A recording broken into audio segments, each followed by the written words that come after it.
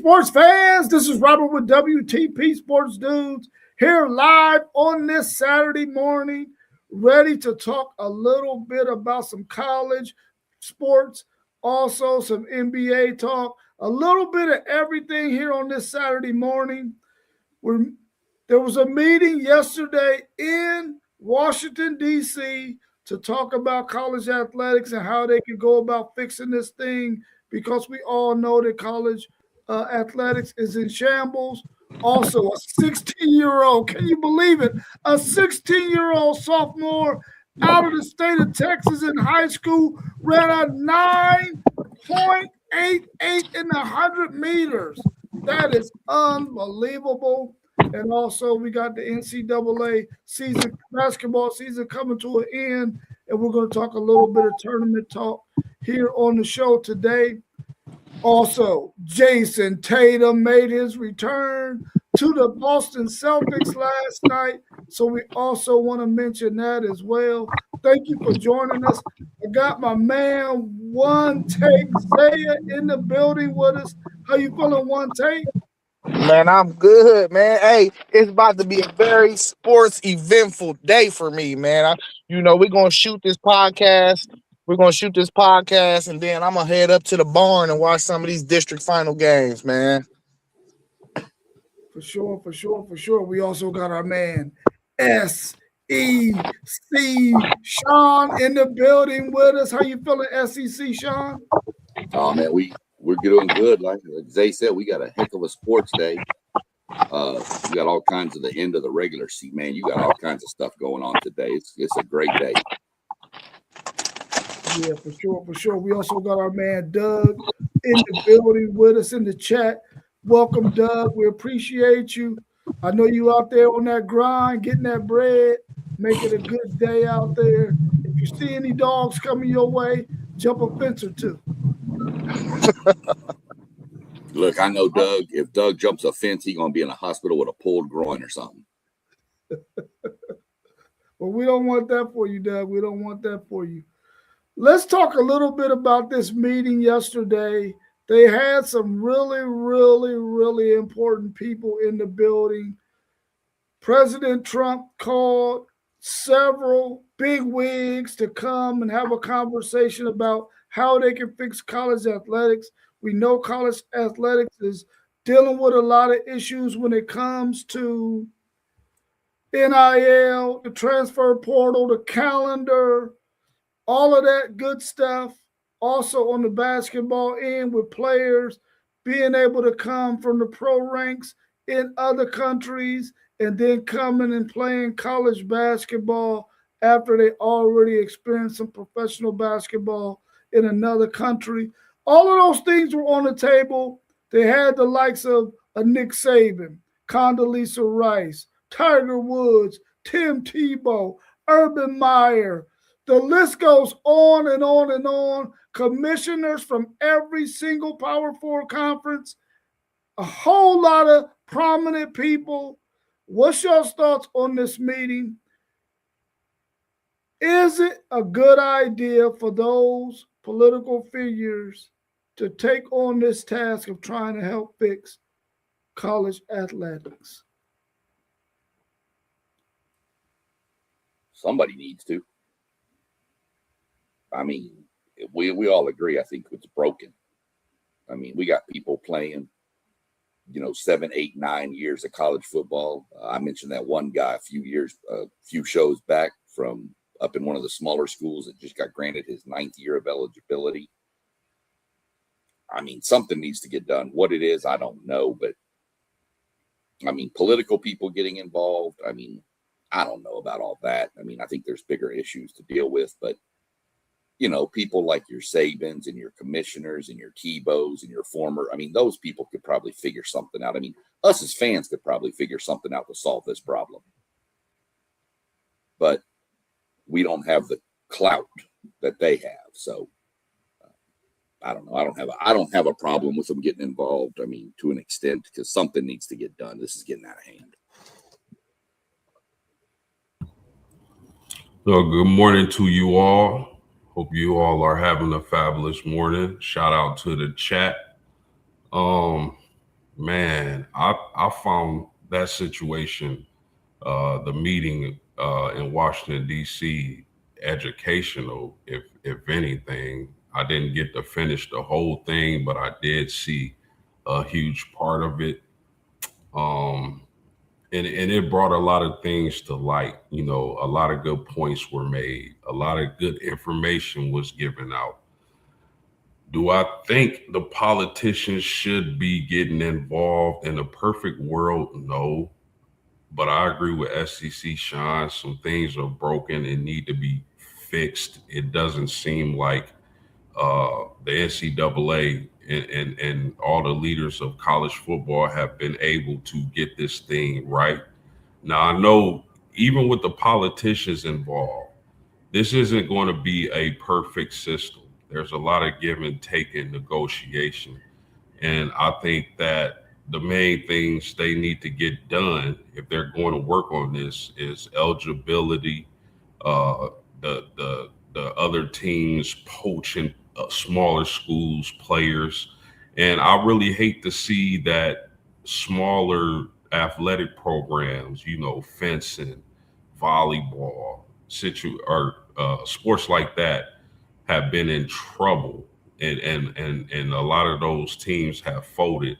So I think they definitely need to get that fixed because I think everybody, no matter what sports you play, I think you should have an opportunity to play your sport in college. I mean, a lot of great points were made, man. I mean, the pay for play and you know NIL not actually being NIL, but really at the end of the day being paid for play. So much money being involved, and I gotta say, I'm pro players getting money. Don't get that fact twisted, but they gotta get it under control. I think one of the lawmakers made a great point with what did he say? He said something to the effect of um my goodness, it was a lot of great points. I can't remember that specific one, but man, it shed a light to a lot of different things. I'm not the biggest on politicians getting involved in sports, but oh yeah, they were saying that if the NCAA, I remember now. Sorry guys, they were saying if the NCAA, you know, makes a ruling on something, then whoever they ruled against, they just go to the local judge and they reverse it. So not having any teeth in the game. I think, you know, and we heard the president, you know, being critical to a lot of those judges, saying how they don't know anything about sports or what's going on in the NCAA, and they're just making rulings. Whether that be true or not, I don't know, but I definitely would like to see some changes in college football eligibility, um, getting the transfer portal under control, not letting these bigger schools poach players, and you know, a lot of situations like that is what I like to see overturned, and them figuring out how to keep these smaller athletic programs in business. Hey, I'm all for, you know, people who we call our brightest minds in the sport sitting down and bouncing ideas off of each other, you know. I ain't get to read about the meeting in depth of what post game was able to, but I appreciate post game for dropping that knowledge on us. You know what I mean? It sounded like they was bouncing good ideas though, so that's a start though. But where does this lead to? You know, who at the bottom line is it going to be the president that start writing things into law? So, like I said, I'm all for people who we call our brightest minds being into a sit down and bouncing ideas to try to figure this thing out. Because if we keep going the route we going, college sports is just going to die, and I don't want college sports to die. Yeah, I like the fact that somebody cared enough to know that listen, this thing is in a pretty bad spot right now. We need to get this thing fixed. We talk about it a lot here on this show.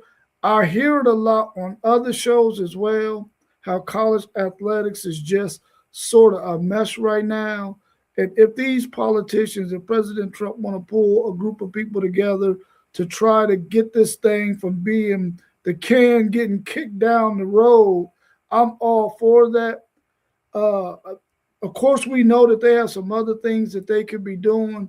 Maybe once this meeting is over, they can sort of form a committee with some people who can continue to work on this thing and get the NCAA back to the point where they have all the teeth that they need to make rulings on everything that comes across the desk.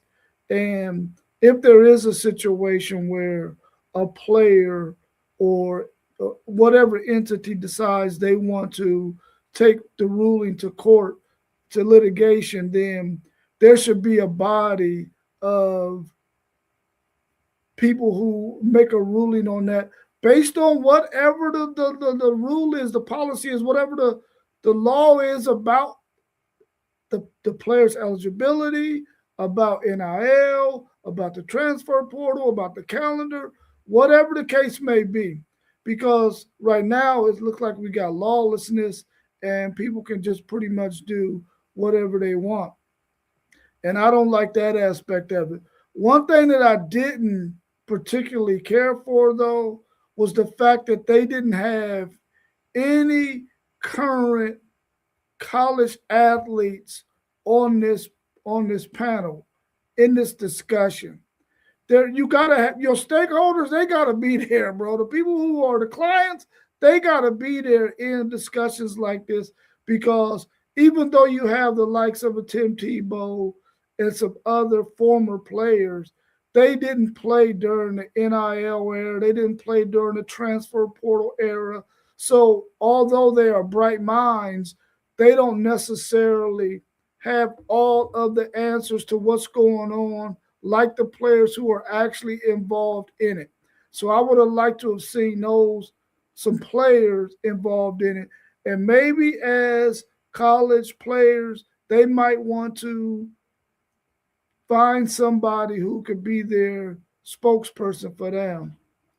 And I think that enough college athletes, they talk to each other on social media, phone calls, texts, that they can find somebody that they respect across each one of these athletic platforms, whether it be basketball, football, whatever, to represent them in needs like this.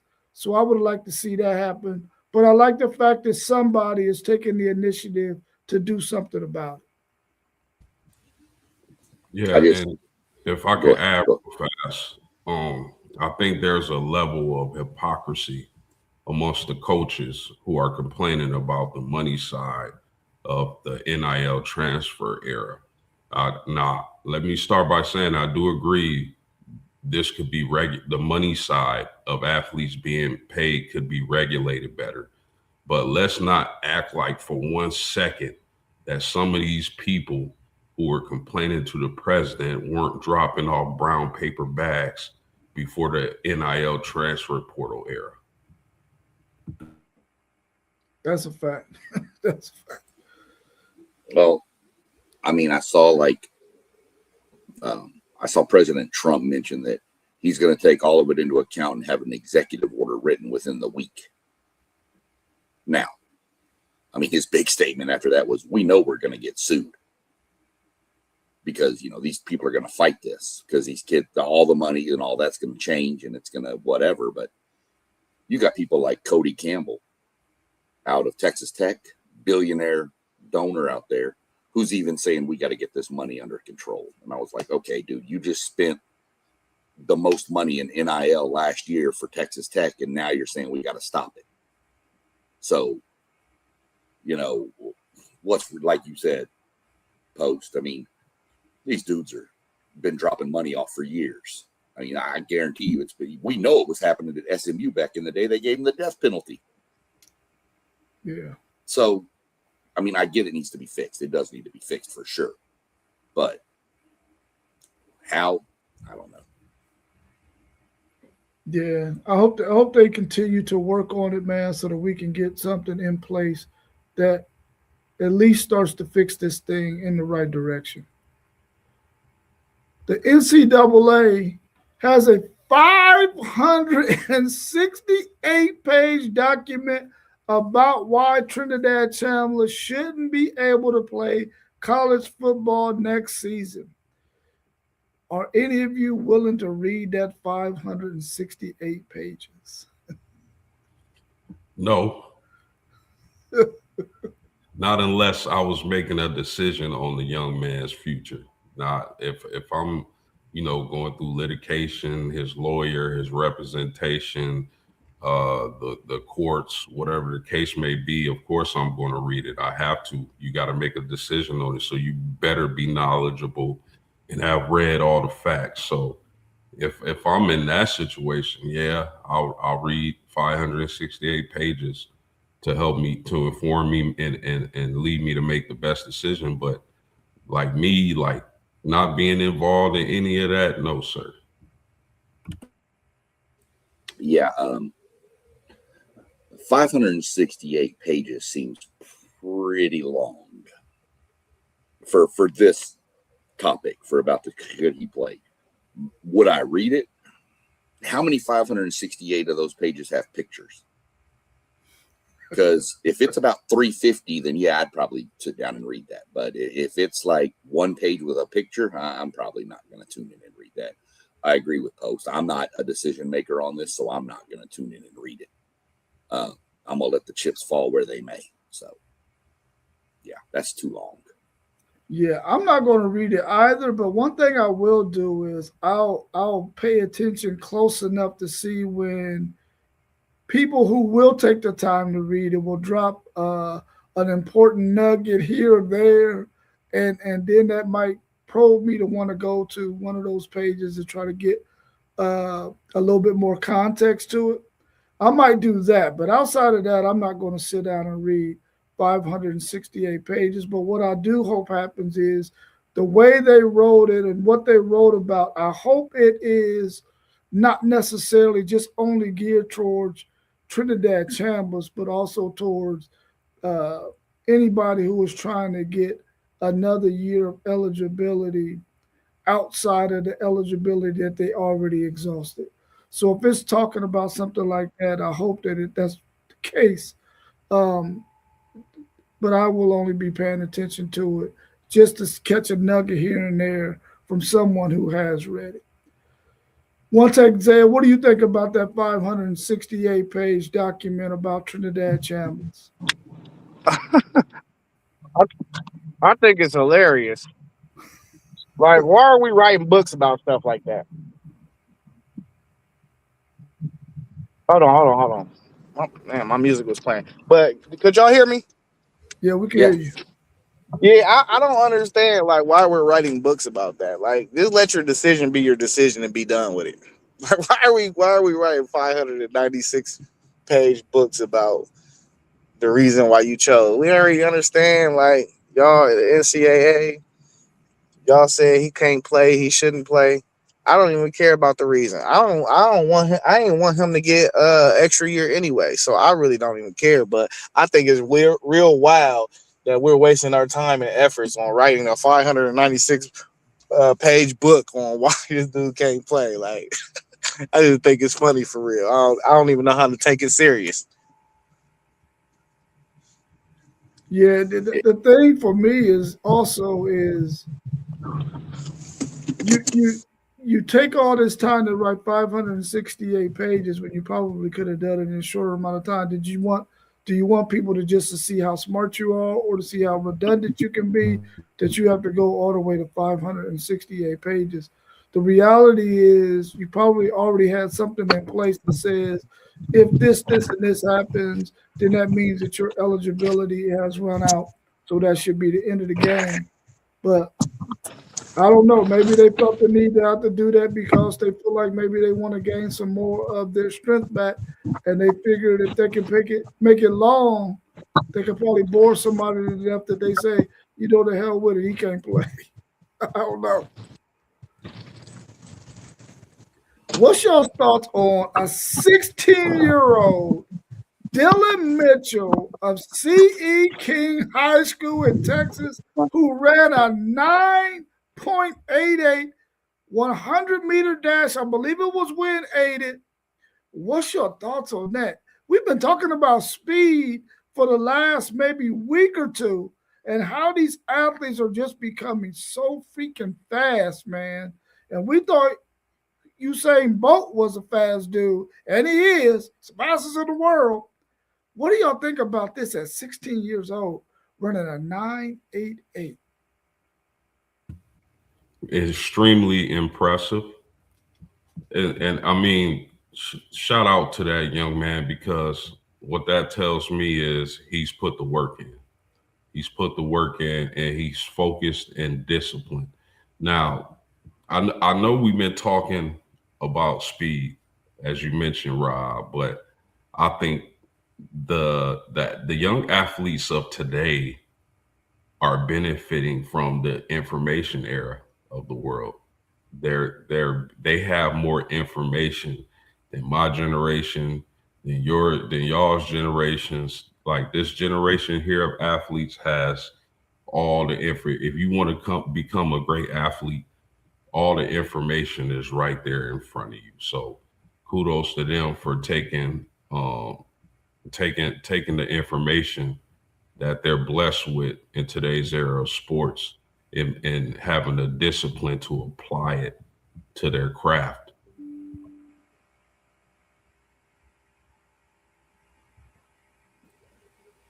$100%.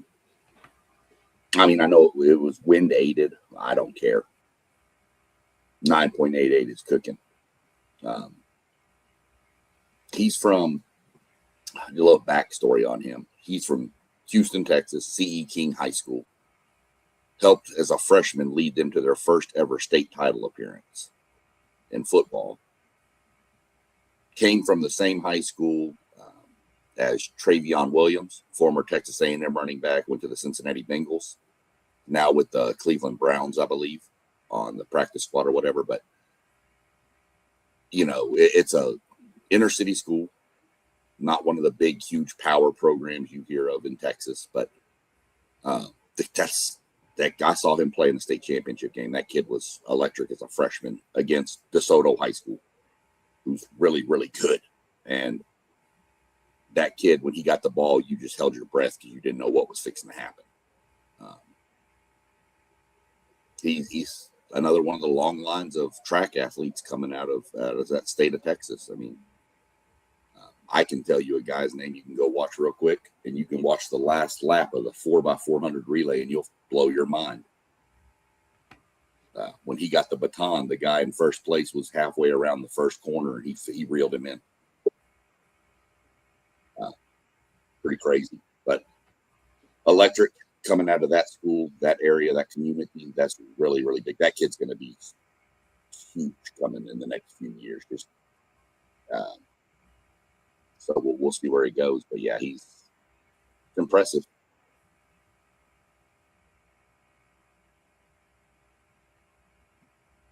Yeah, definitely kudos to that young man and the work that he put in, as post game said, and the fact that even though he's coming from an area where SEC Sean said is like inner city, he's taking advantage of all of the resources that he has, and he went out there and performed because he put that work in. So kudos to him. I really like the fact that, you know, athletes nowadays, man, they get it. And they know whenever they have a specific skill set or talent, they're doing everything they can to hone in on that skill set. I know when I was growing up, we played so many different sports that we really didn't focus in on necessarily the one or two that we were really, really, really talented at.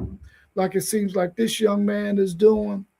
We were playing a little bit of everything, and that probably took away from some of the things that we could have did if we would just focused maybe on baseball and football, or maybe basketball and football, or maybe football and basketball, maybe it was wrestling and track, whatever the case may be.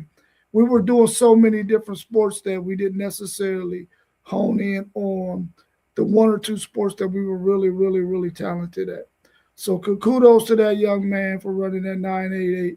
Hopefully we'll see him on the Olympic circuit, standing on the top of the podium with a gold medal someday. What's your thoughts on that one? One take, Zaya? Yeah, can't he run in the Olympics like now? Yeah, he can. He got Olympic speed. He's gonna be. I think we're gonna see him next year. The whole world will know about him soon. Short and sweet. Y'all said everything, So short and sweet. He's a burner, bro. I misspoke. He is actually a sophomore. Sophomore, yeah. Yeah. He's like I thought he was a freshman, but no, he's a sophomore. Hey, running a time like that as a sophomore, he probably gonna break every Olympic record there is. Dude, he's crazy. I don't know. I don't know if you saw it, Zay, but you look at that kid, he don't look like a sophomore in high school. Where he from? Texas? Yeah, C.E. King High School. Yeah. What's in the water in Texas, man? I can't tell you. Because then everybody moved down there. It's on the radar.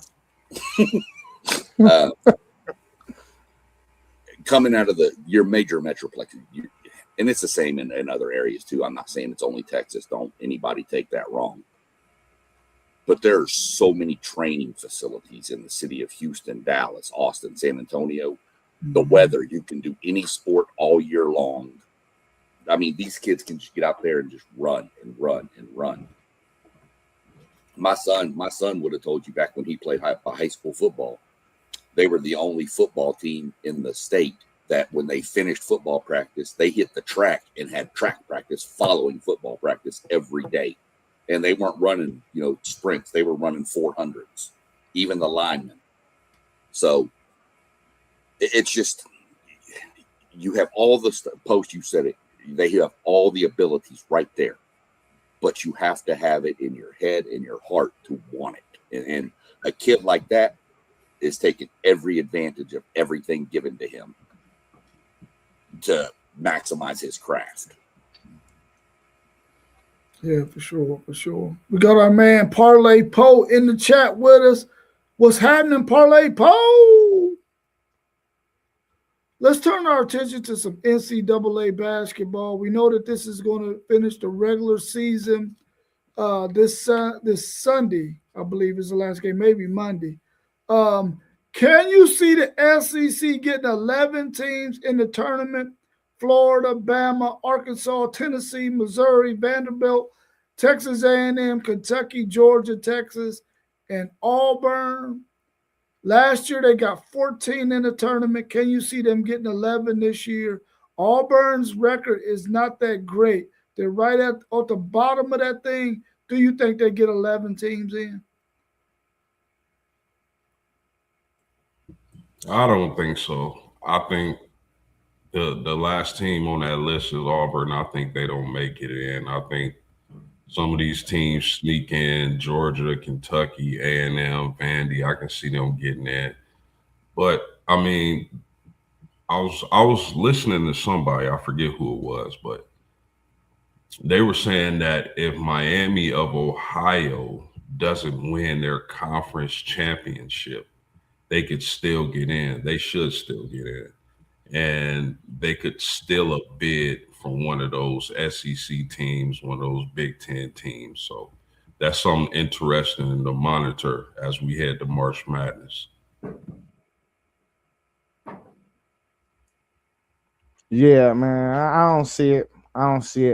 I would have to really do some breakdowns on maybe like 5 through 11 to see what quality wins they got and what losses they have, bad losses they have. Because when you start breaking down some of these schedules and these resumes, quad one wins we know them are very vital, but also bad losses can keep you out too. So we about that time though. As soon as conference play come, conference tournament play come, I start really breaking down schedules, but I don't see it because The Big Ten got the same range amount of teams right there where they're on the bubble. Some teams looking in, some teams might be the last such and such teams in. But when you really start going through it, whoever got the better wins on their resume is probably going to reign supreme. And I wonder which one of them teams, because they got a group of 10 or 7 teams in conference play. I wonder which one of them teams don't got really no good wins out of them 10 and 7 teams, because that's very possible. They could have beat up on everybody under them and not did nothing with none of the other teams on their schedule. So I think that's you gotta dive deep into these resumes when you're talking about entrance into March Madness. Yeah, I don't think that they're going to get 11 in either. And like my man Parlay Post said, that Auburn is on that line of last 4 out. I don't think Auburn should get in. Of course, they were one of the top teams in the country last year. This year they just didn't have the people. They had some guys that decided to transfer out of there after they made that run last year. I don't think they get in. I also feel like if Texas does not beat Oklahoma and they don't do well in the tournament, they could also be a team that could possibly not make that tournament. I think they're going to get in. They're going to probably get lucky, but I mean they might even get a play-in game like they did last year, because their resume, although they beat Alabama and a couple of other teams, it's not that great, especially once it comes to tournament time. I mean, once it comes to conference play. It's not that great of a resume, but they definitely need to beat Oklahoma. Can you put that list up again, Rob? Yeah. I don't see the SEC getting 11 at all. I think right now your line ends right between that Georgia-Texas mark, and it slides to the left. Georgia, Kentucky, A&M, Vandy, all of them are in. Mm-hmm. Texas, if they lose to OU, I don't even think if they have a run in the tournament, it's going to help them. Maybe for a play-in spot, you might be right. But if they lose to Oklahoma, who's 6-11 in conference right now and 16-14 overall, and I mean that game is in Norman, so that's a little different. But if they lose to Oklahoma, I don't see them getting in. Auburn, I don't see Auburn getting in. Auburn's just the committee also looks at the eye test and look how they finished the season. They've been way down. Granted, A&M has been too, but I think that A&M win over Kentucky is enough to push them in. Especially if all the talk's been around Buckyball and last coach and no roster and the storyline. So I think that's going to maybe help A&M with the storyline get in. But I see the SEC get 9 at the max 10, and 10 would be the Texas team if they beat OU and maybe win a game in the conference tournament. Yeah. I like what you said there. Let's turn our attentions to the ACC. Will the ACC get 12 teams in with Virginia Tech, SMU, and Stanford all being 9-11, 8-9 in conference? Do you think those last 3 teams could possibly give the ACC 12 teams in this year's tournament? Absolutely not. The ACC is nowhere near getting 12 teams in. Stanford, Virginia Tech, SMU maybe, but I don't think ACC is probably the conference with the least depth amongst the major conferences. When you talk about the Big Ten and SEC and the Big 12, they probably have the least amount of depth as far as teams making the NCAA tournament. So I don't think they're going to reach that number. I don't either. Yeah. Go ahead, Sean. Okay. I don't see it either. Same thing Post said. I think the ACC is really, really top heavy now. I mean, SMU might get in, depending on what they do in their ACC tournament. I know if A&M gets in, SMU does have a head-to-head over A&M, so that can't hurt them. So I don't see them getting that many teams in.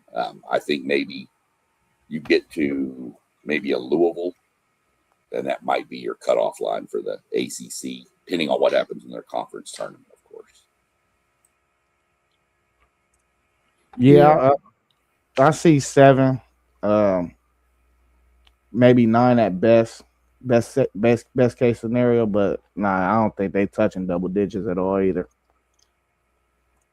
Yeah, our man Parlay Post said no to the ACC getting 12 teams in, and he also said with Auburn losing Bruce Pearl, that also hurt them as well this basketball season.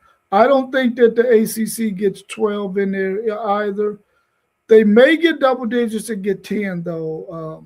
I think that might be possible for them, but I mean, do they really even deserve 10? 9 would probably be their best case scenario. I just don't think that conference was deep at all, talent wise. So those teams who got records that look pretty good on paper, probably as our man One Take Zaya said, you really got to go look at the schedule and see what kind of quad one wins did they get. Or did they play a team that's at the bottom of the barrel twice in conference and mess around and get 2 wins over a team that we all know is horrible? So you definitely got to go look at the schedule in this case for the ACC. But I don't think they get 12 in, but it's possible that they might get lucky and get 10 teams in this tournament. AJ and BYU are 20-10 and 8-9 in conference. A losing record in conference and 10th in the league. Do the committee put them in because of AJ, like they did Texas because of Trey Johnson last year? Do you think he's going to get the Trey Johnson treatment and make it into the tournament this year with that BYU team? I don't think it's the Trey Johnson treatment. I think it's the analytics of their schedule. I am one to believe that the Big 12 is the strongest conference this season, top to bottom. They play in the Big 12. They had some good wins. They had some good losses. If a good loss is a thing. So yeah, I think a little bit of that is that you got a star player like AJ DeBansa on that squad who you would like to sprinkle into the tournament. So I think they get in by the skin of their teeth. They're definitely on the bubble, but I think that their resume, even though they only got 8 wins in that Big 12 conference, again, I believe it's the strongest conference top to bottom. So I think the analytics of their schedule is going to put them over the top and get them in. And it doesn't hurt to have a top two overall NBA pick on your squad. So yeah, and also that the conference tournament could really solidify them as a March Madness tournament team.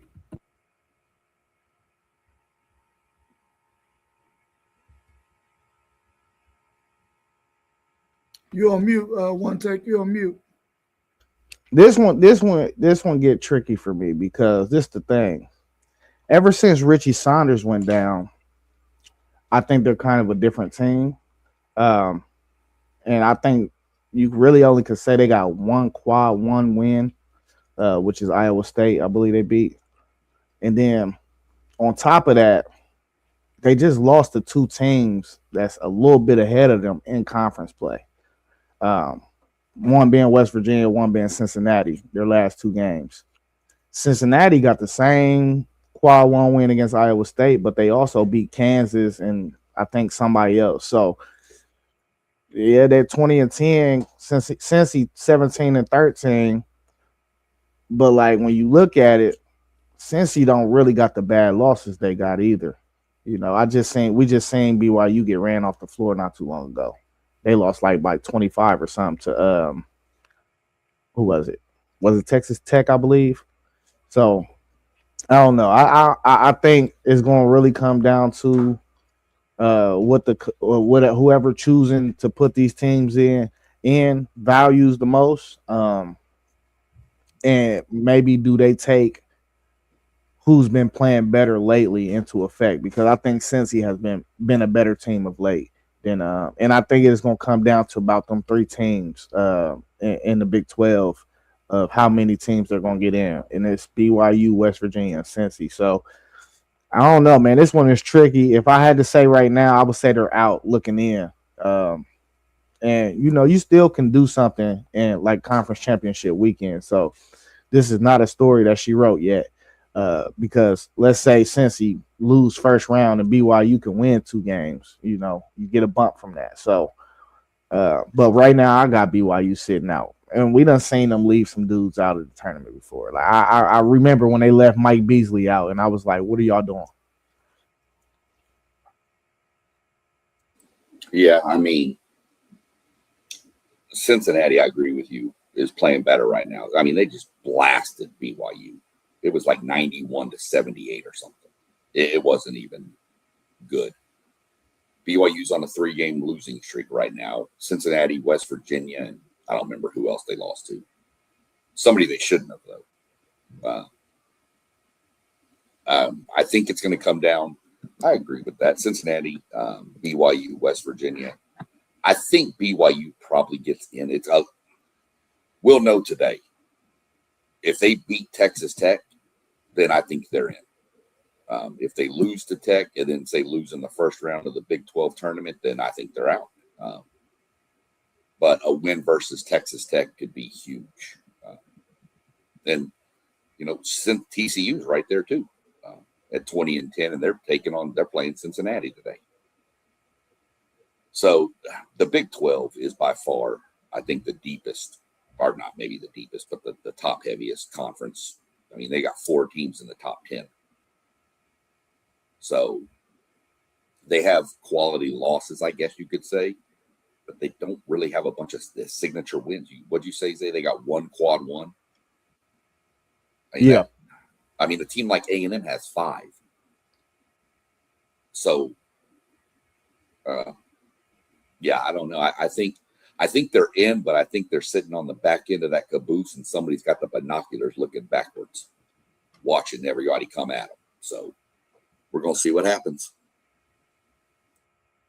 Yeah, I think the verdict is still out on them as well. It would be nice to see, AJ being the player that he is, to be able to get into the tournament, just like Trey Johnson was able to do last year. I really don't think they're a good team at all. I don't see them winning a game in their conference tournament. I don't see them winning the game if they make it into the NCAA tournament. But like I said, AJ is a great player, and I would like to see him in the tournament.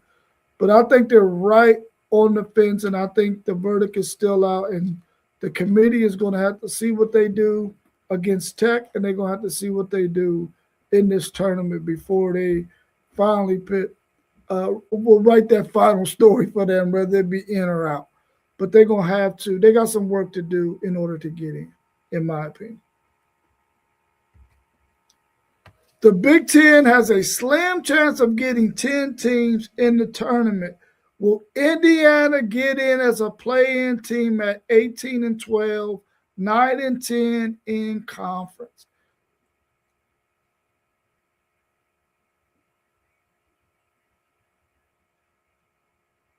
I don't think Indiana gets in.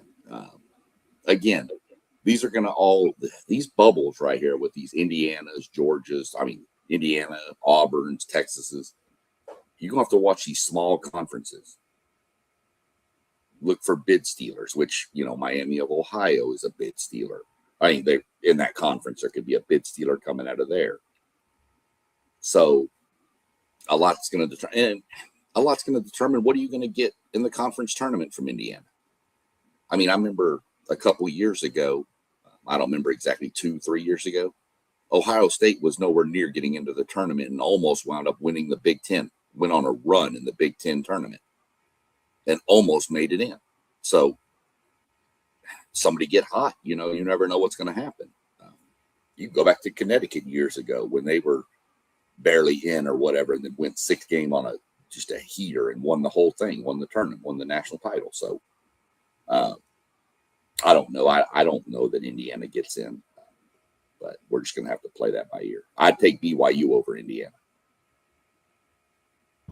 Yeah, I agree with that. I don't think Indiana is a March Madness team. I just don't. I also agree with BYU. I would take BYU in that resume over Indiana's right now. So I don't think Indiana gets into the dance. Yeah, they not getting there. They got to win the conference championship. That's the only way I see them getting there. They don't have no wins over. I don't even think they have a win over a ranked opponent this year. Parlay Post said no as well. I don't think Indiana gets in either, but I think you all made a really good point about some of these smaller conferences and these teams that are on the bubble. The teams that are on the bubble, they really need for the best team in those conferences who might already have an automatic bid to win their conference tournaments, so that some team who is not going to be penciled into the tournament mess around and win that daggone tournament, conference tournament, and to mess around and get in and take a spot from one of those bubble teams. I don't think Indiana is a bubble team at all. I think they're just flat on out.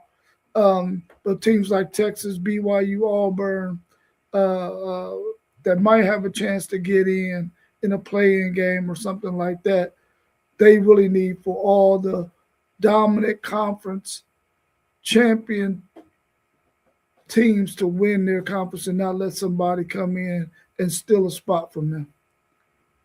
Yeah, we played them today too at 5:30. Y'all got Indiana? Yeah. Do you think your boy is going to get the scoring record? He can get it, but Junie just came back, and Junie been on a heater since he been back. It's tough to call though. I hope he get it though, because honestly, he's kind of pushing us back out of that black cloud that we've been in Ohio State basketball. We still not where we need to be, but just his loyalty and the importance of it that it was for him to stay in the program even through these rough last few years. You know, I commend that. So I kind of hope he get it. And I'm just a Bruce Thornton fan. I hope they give him a look in the NBA, because he's just a strong body. Like, he's just a physically built dude, and when he really want to get buckets, he really can. And I like the way he control the team. So I'm rooting for him to break it. You know, records are meant to be broken anyway. Yeah, that's a fact. That's a fact. What a committee scoring record. He's. I don't. Oh, you said what do we need? Yeah, I don't know how many it is, but that's like the tournament, the Big Ten tournament, and all that counts for all these stats too. So if he's within 50, he'll get it. You know. Yeah, it's possible. It's possible. Would a committee give UConn that final number 1 seed? What's your argument for or against that? I mean, I think Florida has a case, especially if they're able to win the SEC tournament, which I like their chances. I know UConn plays in not the toughest conference. I think the Big East, it's really UConn, St. John's, maybe Seton Hall. But the thing is, while the Big East isn't a dominant conference, it has good teams in there, just not elite ones. But I think UConn has a hell of an argument for that number 1 seed. They've beaten teams like Kansas. They had good loss against Arizona. They've beaten St. John's. They've beaten BYU. They've beaten Illinois. And teams like that. So I think they're worthy of a number 1 seed. But if Florida is able to win the SEC conference, I think now you have a conversation for that number one spot, and they may give Florida the edge due to the SEC conference being perceived as the stronger conference. But that's the only scenario where I can see they don't get one, because I like UConn's resume. You can talk about the Big East, but their non-conference schedule was brutal, and they did well with that. So I'm fine with UConn being the number one seed.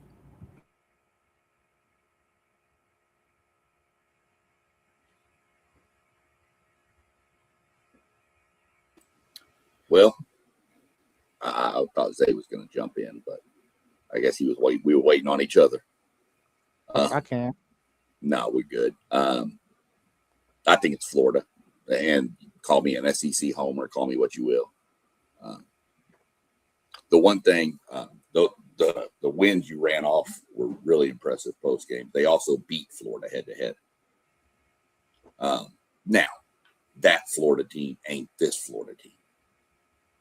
So I think Florida, I've been saying it for a while, Florida is just a scary, nasty team to play with all that size. And if them guards are on like they have been lately, I mean, Florida's just destroying people. 111 to 77 over Arkansas. I mean, they're just beating teams down. I mean, that was without, Tyler Howe. He didn't play in that game. And they still, he played in that game. Sorry, that was the Mississippi State game. He sat out. So I think Florida's one of the number one seeds for sure, in my mind. And I think exactly what you said. They're going to consider the SEC as a better, deeper, stronger conference than the Big East. And I think that's going to push Florida ahead of UConn. Yeah, better, deeper, stronger. And I think when you weigh into the fact, if you take in maybe the top 8 or 9 ranked teams in the country, I think UConn probably got the worst loss out of all of them. I think that's going to keep them off the one line. They'd be a strong 2 seed, maybe the first or second overall 2 seed, but I think that loss to Creighton late January is going to keep them off that 1 seed. I don't think none of the top 8 teams got a bad loss like that. Yeah, I really feel like Florida is a better team than UConn, and they're probably more deserving at this point to get that last number 1 seed. And I think if you was to look at the resume of all of these teams who could possibly get a number 1 seed, I think it's clear that Duke, Michigan, Arizona should get one of them. And I think the next best team after those 3 is Florida, and I think that they should get that last number 1 seed. I just don't see UConn getting it, even though they got them ranked 4th in the country, I think, in the AP poll. I just think that this Florida team is a better team than them and would be a better team to have on that number 1 line. But I guess we'll have to wait and see once the selection show takes place who gets that last number 1 seed. But I think we all probably agree that Duke, Arizona, and Michigan are definitely going to be number 1 seeds. We just got to see who that last one is going to be. Anything else y'all want to talk about before we wrap up? I know Jason Tatum went out there yesterday. What y'all think about that? Real quick, before we jump on to Tatum real quick, I'll jump on that too. But going back to the Florida UConn thing, you got to look at the eye test. Florida's on a 10-game winning streak in the SEC play. That's impressive. So as far as Tatum, hated that he came back against my Mavericks, but it is what it is. First game back, almost puts up a triple-double. 15, 12, and 7. And looked bad when the game first started. He was off. You could tell rust was there, but found his rhythm. I think Boston's scary right now. If he's playing 15, if he's putting up 15, 12, and 7 with what they've already been doing, I think Boston's just crazy scary. Man, Tatum. Oh, go ahead. Hey, Tatum, man. Y'all gonna see. I got a special show coming to y'all Monday, man, where we gonna touch in on this topic. But that man is a monster. We keep on asking who is the number one on that team, and I kind of think it's a Batman Robin type of situation. But that dude, bro, this is just crazy to see what he just did off of tearing the Achilles and coming back 10 months after that, bro. Like they going like 3 weeks. That dunk he had where he rimmed it in like 3-4 weeks, maybe 5 weeks when he get his legs under him, he gonna be all the way back, and ain't nobody gonna be able to do nothing with them, bro. On the east side at least, ain't nobody gonna be. But they lost Vucevic too, so that's a big loss. They say he should be back before the playoffs though, so that was a big loss though because he's one of the key pieces they got in before trade deadline. But as long as they healthy, I think they coming out the east again, man. Yeah, I mean, me and Rob talked about it on Thursday stream. I'm extremely impressed with the work ethic, the updates in sports medicine because 10 months, like Zay was saying, is absolutely just a special situation. And, I love seeing athletes, have moments like that and come back, especially quicker than expected. So shout out to Tatum for putting the work in, man. It's a beautiful thing to see. Now, what I must say is that a lot of us didn't expect Tatum to come right back in. I know I didn't, right back into the starting lineup. So the reports ended up being true about how he was looking in the D League and practicing with the D League. So, I mean, to me, to go with the coaching, this roster that is built around Brown and Tatum, I think Tatum is only going to get better and better. He seems to be fully healthy. I think Boston is definitely the favorite to come out the East because Tatum's going to get better and better, and they already have a great roster and a great coaching staff. So if Tatum is able to get back in rare form, I think Boston is going to be the favorites, at least for me, out of the East, and they're going to give the West trouble, whoever they see. Because, like I said on Thursday stream, those two big wings on the perimeter at that level of basketball is extremely difficult to deal with. So, shout out to Jason Tatum on his return, and all this is said from the mouth of a Laker fan. Yeah, kudos to Jason Tatum, man, and his return back to the Celtics. I mean, almost getting a triple double in that first game is awesome. When we talked about him earlier in the week, I didn't know if they would bring him back and he would be in the starting lineup. I kind of wanted him to come with that second unit and get his feet wet a little bit first, and then eventually find himself in the starting rotation with them. But I guess they knew more than I did about his recovery and where he was in terms of being able to get out there and play.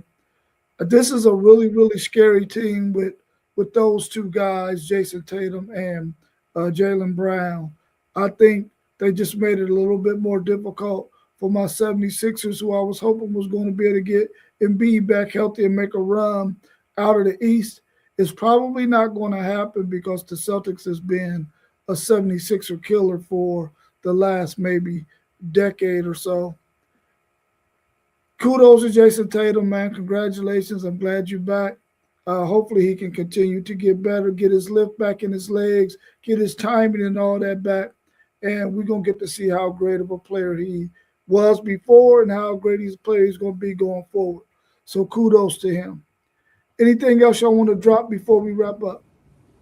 I just Yeah, I got wish my Lakers would have drafted Jason Tatum because I believe in that draft. They took, I believe it was Brandon Ingram over, but man, if they would have took Tatum.